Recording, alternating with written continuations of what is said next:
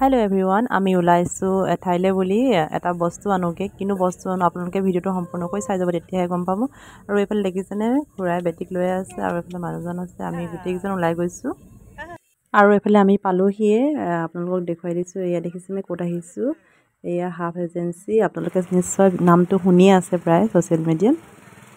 কেইদিনমানৰ আগতে ৰুদে সৈকা আপোনালোকে নিশ্চয় ভিডিও চাই ব্লগ বনাই তেওঁ আৰু তেওঁ এখন লৈ গৈছিল এনেকুৱা ট্ৰেক্টৰ আমিও ভাবিলোঁ এখন আমিও লৈ যাওঁ কাৰণ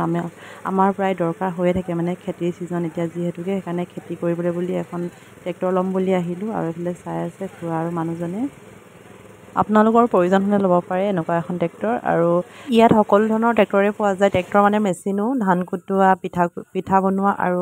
লগতে ধান মৰণা তেনেকুৱা ধৰণৰ মেচিনো পোৱা যায় আৰু এইফালে দেখিছেনে আমাৰ কামবোৰ চলি আছে এয়া ফিটিং কৰি আছে ফাংকিখন আৰু বিশেষকৈ দেৰি হৈছেগে অলপ গধূলিও হৈছেগে তথাপিও সম্পূৰ্ণ কামখিনি হৈ লওক তাৰপিছত আপোনাক দেখুৱাই আছোঁ আৰু এইফালে দেখুৱাই আছে যে কি কৰিব লাগে কেনেধৰণে কৰিব লাগে আৰু তেওঁলোকে ধান কটা মেচিনটো দেখুৱাই আছে আৰু এইফালে দেখিছেনে সৰু সৰু মিনি ট্ৰেক্টৰ এয়া এই দুখন আগফালে শ্ব' কৰি থৈছে আৰু আমাৰখন এয়া ফিটিং কৰি হৈছেগে প্ৰায় আৰু এতিয়া গধূলিও হ'লগে প্ৰায় আমাৰলৈ চাহ লৈ আনিছে এয়া দেখিছেনে ইডলি আৰু এয়া চাহ দিছে দেই মাটি কাপত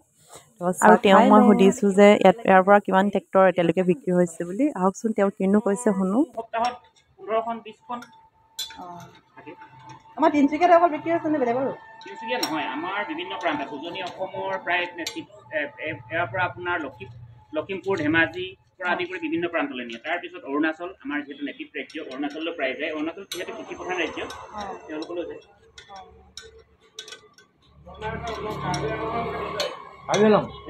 আৰু এইফালে তেওঁ বিল বনাই আছে এতিয়া কাৰ নামত লিখোঁ বুলি কৈছে মই খুৰাজনৰ নামতে লিখি দিব কৈছোঁ